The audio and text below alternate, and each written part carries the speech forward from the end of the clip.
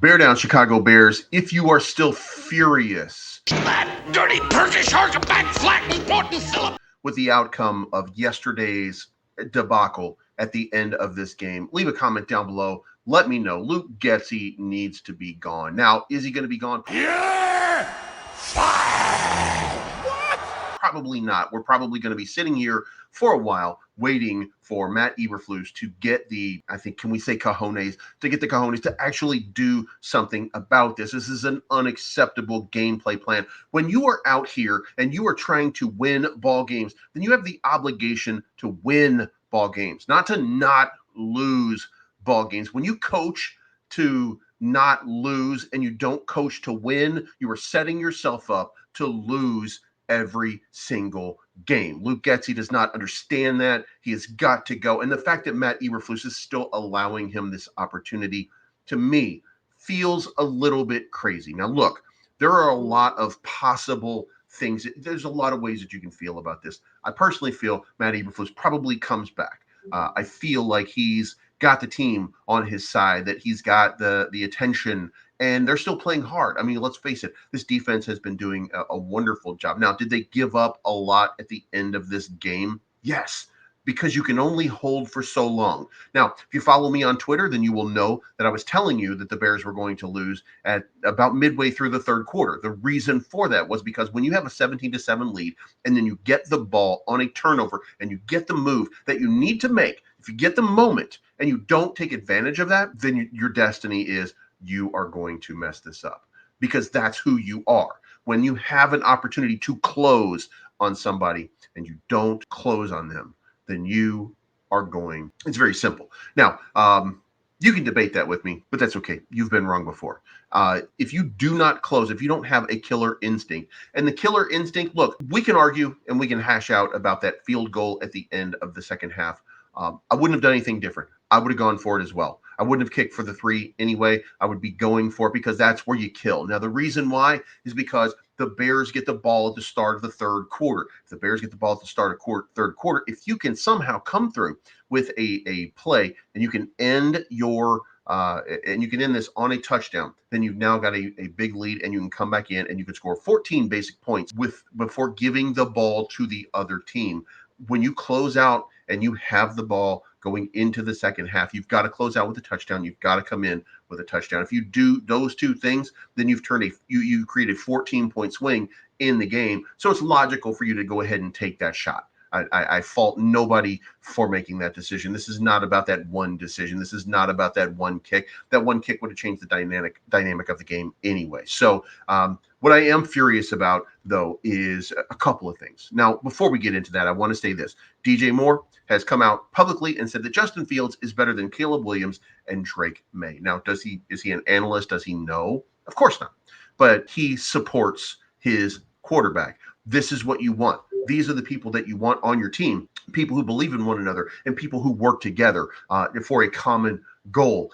And we don't feel like Luke Getsy is doing that for us in this offense right now, but we do feel like the offense is just, they're close.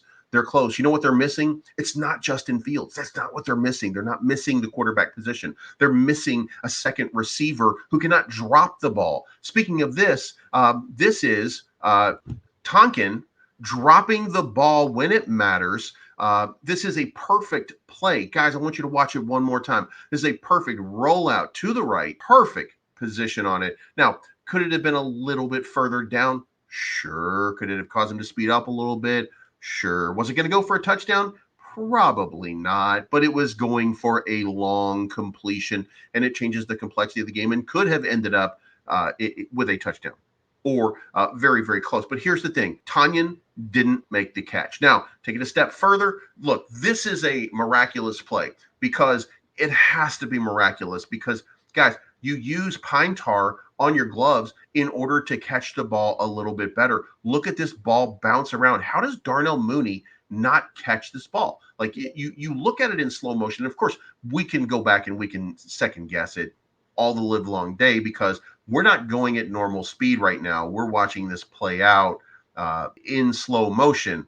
but he's shocked that the ball's in his hand. He's making the move to put it in his hand. Instead, he kicks it away to somebody else. That is a testament to who Darnell Mooney is as a receiver. Guys, he is not good enough for what we want from this team. He's just not good enough. And that does not mean that he's not a great slot receiver, that he wouldn't stretch the field, and that there are going to be plenty of times when he's going to get the ball. But we have to understand what we've got, and we have to accept that. There's no knock against Darnell Mooney.